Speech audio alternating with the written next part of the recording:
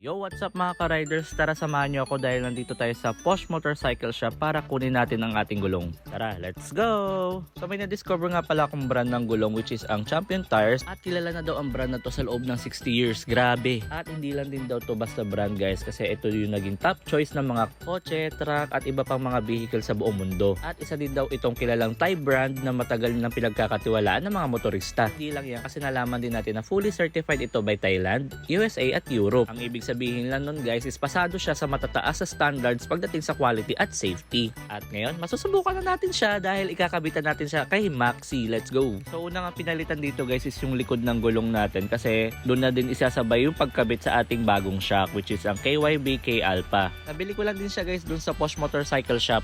So after nga makabit yung ating bagong shock guys, ayan nakabit na rin yung Champion Tires natin sa likod. Grabe, ang ganda ng grip niya! And kita-kita nyo talaga sa itsura niya yung quality. O, diba? Bagong gulong tapos pogi ng shock.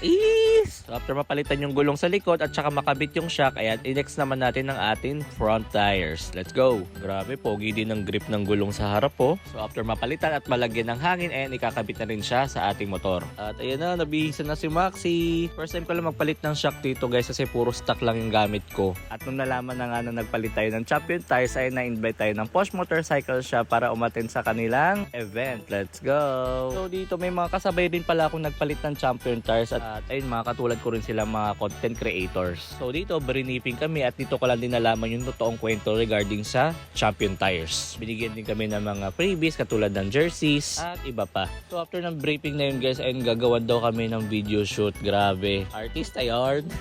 Dito sinimulan na kami videohan isa-isa. May pa photoshoot pa tsaka may pa voice over lang ng konti. So habang naka-break time kami, ayan binidyohan ko muna yung mga motor ng aking mga kasama. Grabe, ang gaganda din ng mga motor nila guys, oh, popogi. So after ng break time, ayan, resume ulit tayo sa pag-video shoot. Ginaguide naman nila kami dito kung ano yung mga gagawin namin, kung ano yung mga posing namin, kung ano yung mga sasabihin namin, mga ganun. Nung una talagang hiyang-hiya kami, pero nung katagalan na, ayun parang, ayun, kumukulit na rin naman kami.